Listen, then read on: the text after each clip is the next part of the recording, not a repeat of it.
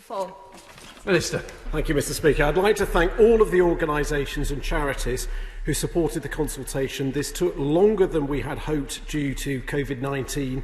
However, it is clear that there are three themes: the need to change the 6-month rule, improve consistency, raise awareness of the support, and we are working at a pace across government to bring forward proposals. Smith.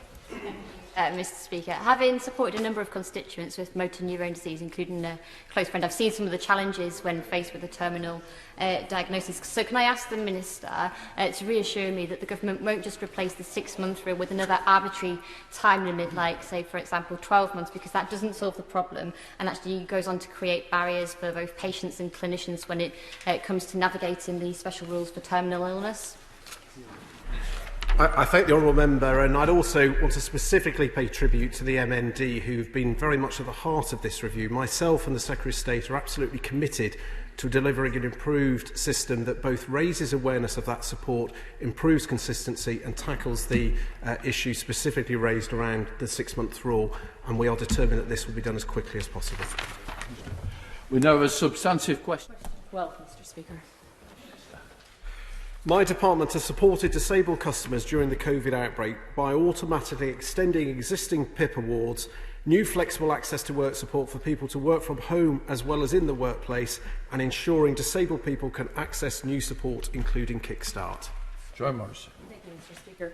We're heading into an important 12 months for policy development to help disabled people with the government's new...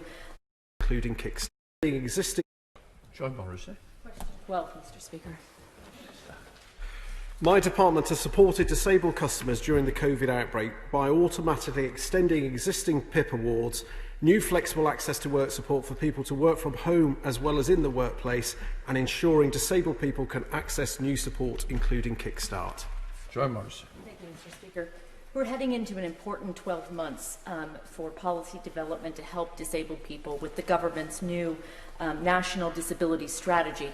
And many charities in my constituency in Beaconsfield and in Bucks are very keen to give feedback into this strategy. And can my right honourable friend reassure the House that he is meeting with stakeholders from a diverse range of backgrounds to ensure the development of disability policy that is inclusive to everyone?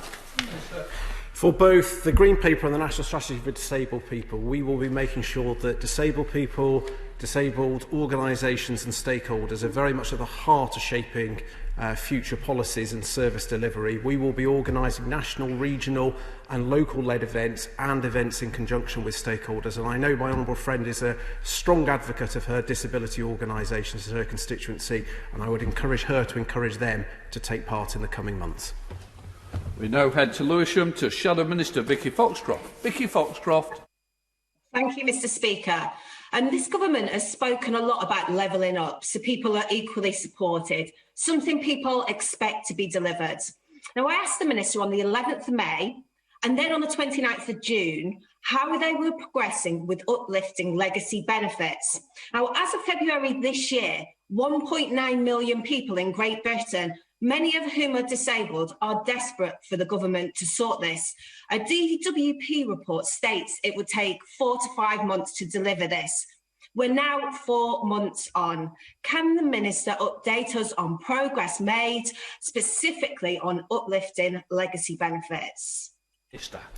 As a government, we have provided an extra £9.3 billion worth of support during this COVID crisis that is very much welcomed. Specifically, in my area of disability, this year we will see spending increase from £19 billion to £20 billion, which is just shy of a 5% increase.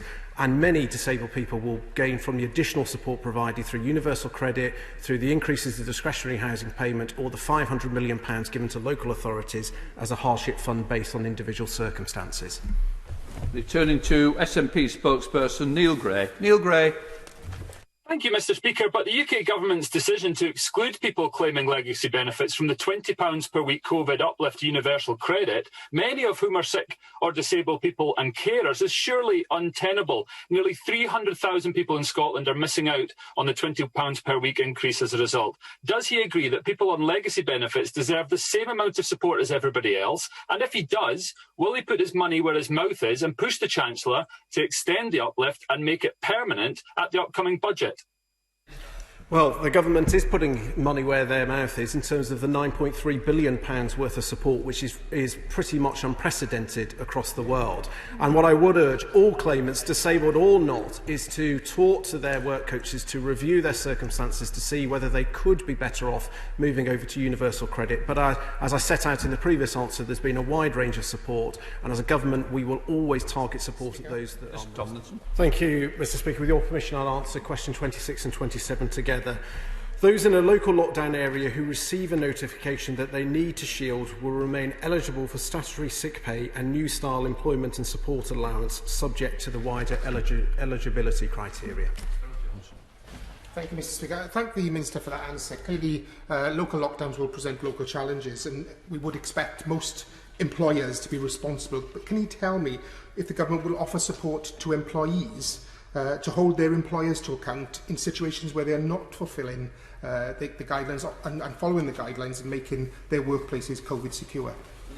I thank the honourable member. We as a government through HSE and BEIS are continuing to issue improved guidance to make it as easy as possible for employers to make reasonable adjustments.